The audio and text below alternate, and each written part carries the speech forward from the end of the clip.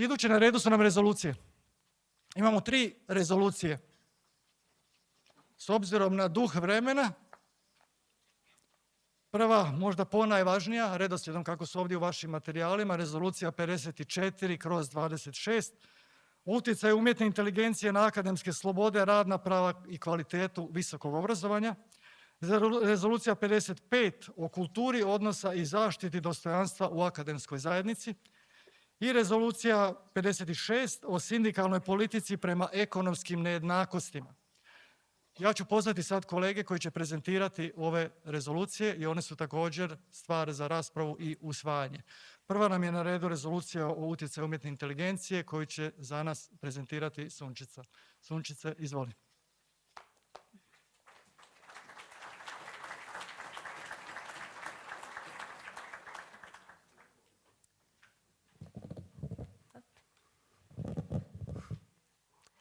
Dobar dan i lijepi pozdrav svima. Ja sam Sunčica Brnardić i viša stručna suradnica sam u Nezavisnom sindikatu znanosti i kao što je Tvrtko rekao, uzimajući u obzir da svim znamo koliko je sati, ja bih vam lagano predstavila prijedlog naše, odnosno nacrt rezolucije o umjetnoj inteligenciji, odnosno utjecaj umjetne inteligencije na akademske slobode, radna prava i kvalitetu visokog obrazovanja. Matija se već nešto dotaknuo na tu temu i vjerujem da ne trebam posebno predstavljati i govoriti zašto smatramo da je ova tema bitna, te zašto je upravo na ovom Saboru potrebno da o njoj raspravljamo. Ako malo pratite debate u novinama u posljednje 2 godine, doista smo napravili veliki skok u ono što smatramo od kud smo krenuli od umjetne inteligencije, pa danas taj skok prema agentima i doista vidimo da nas čeka jedna duboka transformacija. Mislim da se vrlo često umjetna inteligencija svodi na raspravu o tehnologiji i ta rasprava o tehnologiji je vrlo bitna. Ta rasprava nas ujedno i dovodi do toga da razumijemo kakve sve potencijale ta tehnologija ima, ali ono što je puno važnije ne samo za nas, nego i općenito i za društvo, je razumijevanje na koji način tom tehnologijom upravljamo, pa razumijevanje i kako smo tom tehnologijom općenito upravljali u povijesti. U tom smislu smatram da prijedlog ove rezolucije treba promatrati i kao poziv na razmišljanje i kao poziv na djelovanje. Što se same rezolucije tiče, vjerujem da ste je vidjeli. Pozivam vas da je pročitate i ponovno, te pozivam možda da konzultirate nekoliko puta za vrijeme ovog mandata, jer vjerujem da će stvari koje smo nastojali u njoj naznačiti, a naravno te promjene ne možemo predvidjeti, biti možda još aktualnije, još smislenije i još važnije kako se stvari budu razvijale, a izgleda da se razvijaju vrlo brzo. Te također, naravno kao što sam rekla, pomišljam da se bavimo ovom temom sustavnije na razini sindikata. Htjela bih reći sada, kratko objasniti 3 najvažnije stvari iz naslova rezolucije i na koji način smo pristupili, osim naravno referenci na općenito utjecaj na demokraciju, na utjecaj na čovječnost, u krajnjoj liniji umjetna inteligencija kao tehnologija daje nam svojevrstan kontrast i ideju o tome što smo mi kao ljudi i zašto smo kao ljudi.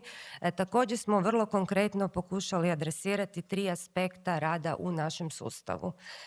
Prvo, oko sustava akademskih sloboda, odnosno oko problema akademskih sloboda i utjecaja umjetne inteligencije na akademske slobode. Znači nešto zbog čega smo tu i ono što smo smatrali da je bitno istaknuti, da umjetna inteligencija u tom kontekstu mora biti alat u službi nastavnika i znanstvenika, a ne mehanizam koji ograničava autonomiju, određuje sadržaj nastave ili usmjerava znanstvena istraživanja.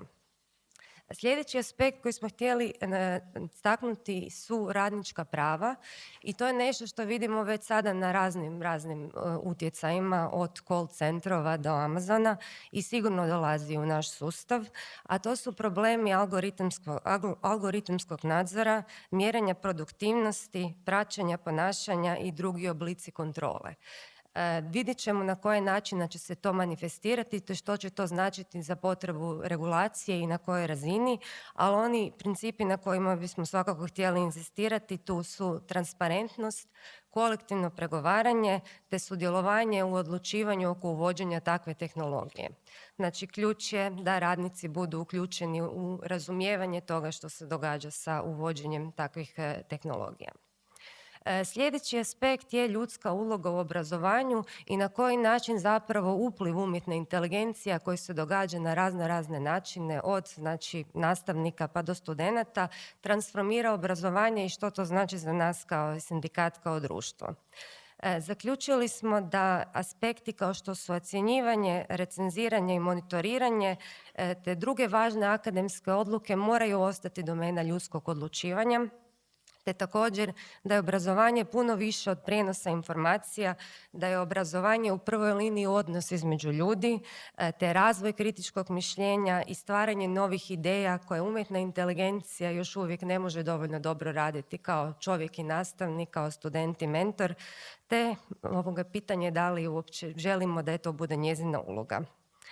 Eto, na posljedku, bitno je istaknuti također da je trenutni sustav umjetne inteligencije koji imamo iznimno zavisan o tehnološkim korporacijama, te jedan od bitnih aspekata u tom razvoju također da radimo na sustavima koji su otvoreni, transparentni i društveno odgovorni, pa tako razmišljati i u korištenju umjetne takve inteligencije u sustavu obrazovanja i visokog obrazovanja i znanosti. Eto, hvala.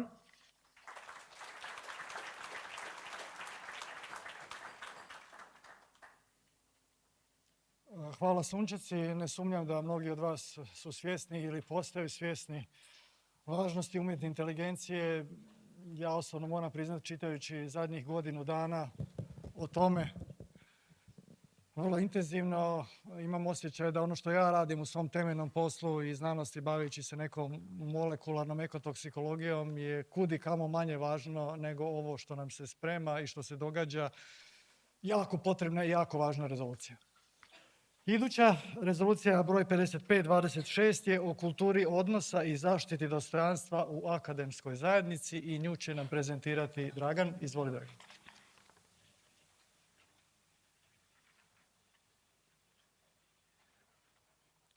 Dobar dan svima. Evo, prije svega moram reći i zahvaliti kolegici docentici Morani Galešić-Divić sa Fakulteta građevine, arhitekture i geodezije, ako sam dobro zapamtio, Sveučilišta u Splitu, na inicijativi za ovom rezolucijom.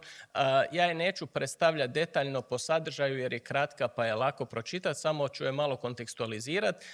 Ona nas na neki način upućuje da se zaštitimo kao sustav od onih negativnih društvenih trendova koje je Matija spomenuo u svom dijelu govora.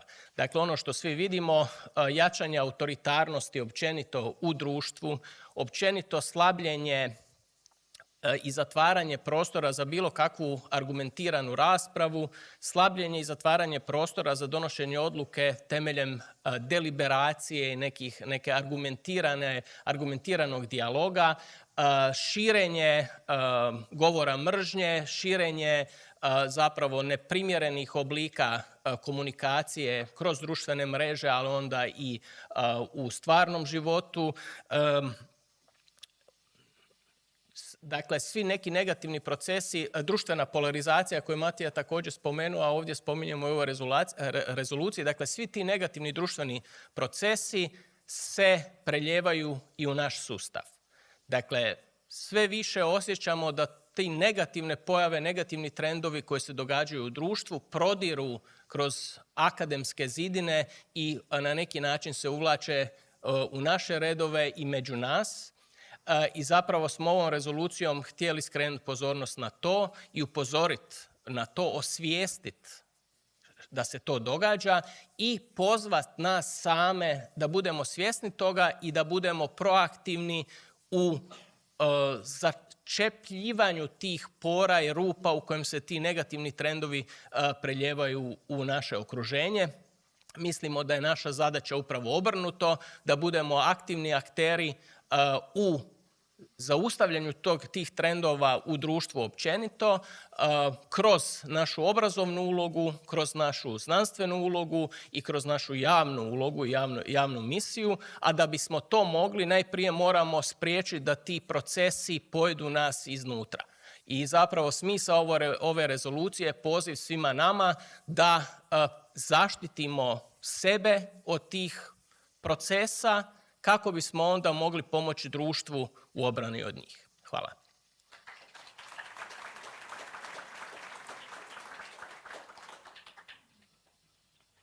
Hvala Draganu. Ako je rezolucija o umjetnoj inteligenciji nešto što apsolutno nije specifično za nas ili za Hrvatsku, nego je stvarno nema zemlje u svijetu koja ne bi mogla i trebala razmišljati na sličan način. Ova rezolucija koliko god nije nužno samo specifična za ono što se događa nama, ali ipak gledajući kako izgledaju stvari u Hrvatskoj, da ne ponavljam sve što su rekli prethodnici, ova rezolucija ima za nas pa i neku lokalnu važnost, malo možda veću nego neke druge. Treća rezolucija koja nam je također potrebna, koju će prezentirati Matija, o sindikalnoj politici prema ekonomskim nejednakostima. Ili ko? A Vilim će prezentirati sad. Pardon. Znači, odlično. Evo Vilime, izvoli. Već je i o toj temi puno toga rečeno i naravno i ova rezolucija nam je izuzetno potrebna. Zašto, kako? Evo pobliže o tome će i Vilim.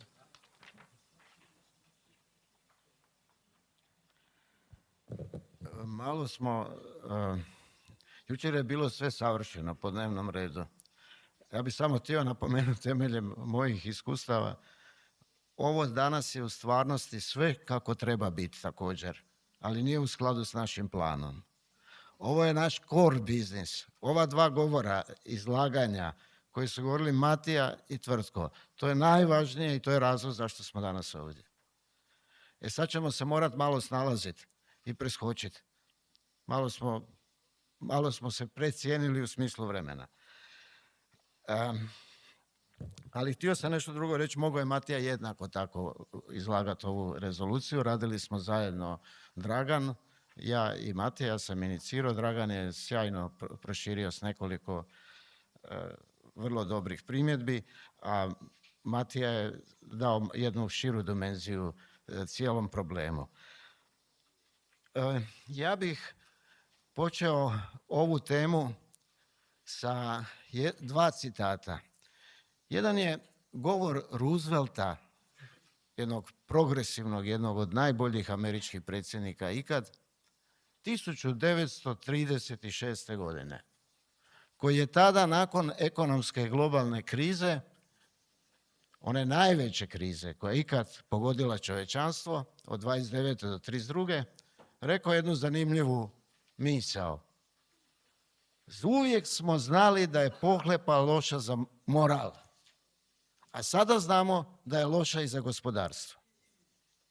A sad ćemo se vratiti 100 godina poslije, pa ćemo citirati drugoga velikog čovjeka. To je jedan od najbogatijih ljudi na svijetu, Warren Buffett. To je čovjek koji živi u istoj kućici od 1959. godine. Danas ima 90 i nešto godina. Čovjek koji se zgrozio poreznim sustavom koji u Americi vlada i po kojem njegova sekretarica plaća veći porez nego on. Plemeniti čovjek. I on je rekao, ovo je klasni rat u kojem, nažalost, pobjeđuje moja klasa. Ovo je okvir u kojem mi ovom problemu nejednakosti i ekstremnih isplata i bonusa trebamo razmišljati. I to nije pitanje razlika, socijalnih razlika ili moralno pitanje primarno, kao što Roosevelt dobro primijetio. To je pitanje budućnosti čovječanstva, budućnosti naših društava, kako će izgledati naši međuljudski odnosi, kako će funkcionirati ekonomija, u čiju korist će ekonomija funkcionirati, da li u korist narodne većine ili u korist ekstremne male manjine, koja se bogati do mjere koju neki danas nazivaju novi feudalizam, tehnofeudalizam, kaže jedan ekonomist Varoufakis. To je pitanje da li ono što je najveća prednost kapitalizma, a to je konkurencija. Dakle, nema drugoga društva osim, mi nismo baš jako zaljubljeni u riječ kapitalizam. Ali ako ste malo ekonomisti, ako to malo bolje pogledate, nema alternative kapitalizmu.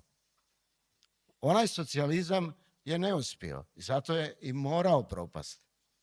I sada je pitanje zašto nema alternative kapitalizmu. Nema zato što on ima najveću svoju vrednotu, a to je konkurencija. Upravo je konkurencija ugrožena od ovih nejednakosti. One su posljedica stvaranja monopola, stvaranja tržišne moći i diktature nad tržišnim zakonitostima. Upravo je kapitalizam ugrožen od kapitalista. I to se meni činilo, kad bi je to Dragan rekao, to mi se činilo kao zgodna fraza koja je eto nešto novo, a zapravo nije novo. Rekao je jedan od najvećih svjetskih ekonomista svih vremena, opet 30. godina, John Maynard Keynes, da valja spasiti kapitalizam od kapitalista. A o čem se radi? Zašto nas smetaju toliko ti bonusi? Ma ne zato što će neko imati 1000 vila i ne znam kakve jahte i tako dalje. Pa nismo zavidni. Neka ljudi koji to imaju i koji to zaslužuju svojim radom, neka imaju koliko god treba da imaju. Nismo zavidni. Ne smeta nas nečije bogatstvo. Ali nas smeta kada je to bogatstvo legalni kriminal. Znate, to je vrsta kriminala. Da li je to oksimoron? Da li može biti nešto legalni kriminal? Da, može, vidimo na ovom primjeru. Kako je to kriminal? Tako što se ti bonusi dijele mimo zasluga. Najčešće sami sebe su proglasili genijalcima, bez kojih nije moguće funkcioniranje njihovih kompanija, i onda međusobno dijele ogromne novce. A zašto bez zasluga? Pa uzmite na primjer samo aviokompanije. Ja volim taj primjer, pročitao sam ga, ali najjasnije svima da znate što se događa. Sada ako padne cijena nafte, aviokompanije će ostvariti veliki profit. Bonusi se vežu uz to kako kompanija ostvaruje profit. To nisu neznatne naknade. U našim bankama to su zastrašujuće naknade. To je bilo po 2 milijuna kuna onda. Ajde, sad, valjda je to sada već i 2 milijuna eura. Promjena politike vlade, bilo kakva porezna, neke javne politike, bilo kakav zahvat može se odraziti sasvim slučajno na profite velikih kompanija. I kako oni zapravo funkcioniraju, na koji način? Mislim, ja ne radim u velikim kompanijama, pa nemojte mene uzeti kao svjedoka. Uzmite me samo onako kako sam ja o tome čitao. O tome jedan američki autor, Nassim Taleb, zastrašujuće razorio je tu logiku menadžerskih kvaliteta i specijalnih kvaliteta. Mnoge odluke se donose radi bonusa, a ne radi dobrobiti dioničara, kompanija, radnika koji u njima rade i žive i okruženja u kojem funkcioniraju. Kakve su to odluke najčešće? Kratkoročne, u vrlo kratkom roku, kako bi se što prije ostvarili bonusi bez sagledavanja dugoročnih interesa firme, a još manje interesa okruženja, radnika, sredine, ekoloških interesa, društvenih interesa i tako dalje. Te su odluke kratkoročne, partikularne, u financijskom sektoru počesto izrazito rizične, i to je bio jedan od uzroka ove svjetske krize od 2008. do 2015. Upravo visoko rizične, nekontrolirane u trci za profitima i bonusima koje financijskim institucijama su donosili. Evo, ja bih htio da razumijete, to je osnovna poruka. Mi naravno ovdje imamo i neka rješenja, mi vam dajemo prijedloge koje bi mi zagovarali pred drugim sindikatima, strankama političkim, pred vladom. Dakle, to su naša rješenja kako bismo utjecali na tragu najnovijih, najmodernijih spoznaja o tom problemu, ne samo u teoriji i ekonomiji, već i u politici, i u progresivnoj politici, i u socijalnoj politici.